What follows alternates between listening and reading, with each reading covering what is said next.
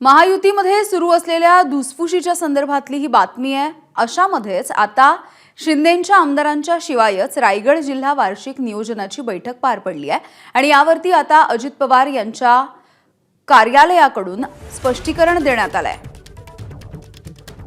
नाशिक आणि रायगड जिल्ह्याला पालकमंत्री नाहीत म्हणून आम्ही केवळ मंत्र्यांना बैठकीसाठी बोलावलं असून रायगडचे मंत्री म्हणून अदिती तटकरे आणि भरत गोगावले यांना निमंत्रण देण्यात आलं होतं अशी माहिती अजित पवार यांच्या कार्यालयाकडून देण्यात आली आहे। मात्र भरत गोगावले हे बैठकीसाठी आले नव्हते।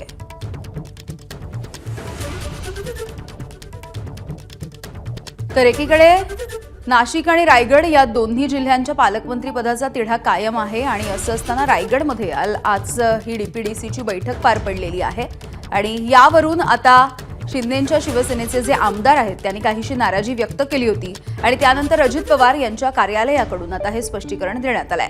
नाशिक आणि रायगड जिल्ह्याला अद्यापही पालकमंत्री नाही आहेत आणि त्यामुळेच आम्ही केवळ मंत्र्यांना या बैठकीसाठी बोलावलं होतं।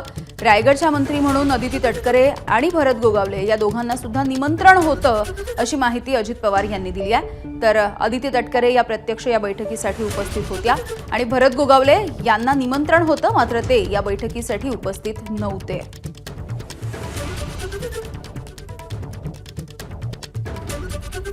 तर मंत्रालयामध्ये ही बैठक पार पडलेली आहे।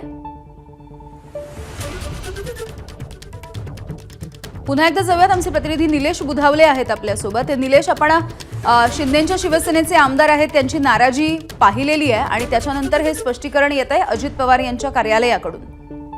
यामिनी, या संपूर्ण प्रकरणानंतर एक नाराजीचा सूर एकनाथ शिंदेच्या आमदारांच्या वतीने व्यक्त करण्यात आला आणि त्यानंतर ज्यावेळेस अजित पवारांच्या कार्यालयाशी या संपूर्ण विषयासंदर्भात माहिती घेण्याचा प्रयत्न केला त्यावेळेस त्यांना स्पष्टपणे सांगितलं की नाशिक आणि रायगड या जिल्ह्यांच्या पालकमंत्री पदाचा विषय अद्याप सुटलेला नाहीये। त्यामुळेच त्या ठिकाणी असणारे जे मंत्री आहेत त्या जिल्ह्यातले मंत्री, बघ रायगडचा विचार केला तर आदिती तटकरे आणि भरत गोगावले या दोघांनाही आम्ही बैठकीसाठी निमंत्रित केलं होतं। तर दुसरीकडे नाशिक जिल्ह्याचा विचार केला तर दुपारनंतर त्यांची बैठक पार पडणार आहे आणि त्यासाठी माणिकराव कोकाटे, नरहरी जिरवाळ यासोबतच गिरीश महाजन आणि दादा भुसे या चौघांनाही निमंत्रण देण्यात आलेलं आहे आणि दुपारनंतर त्यांची बैठक पार पडेल। मात्र आमदारांच्या बाबतीमध्ये त्यांना निमंत्रण देण्यात आलं नव्हतं।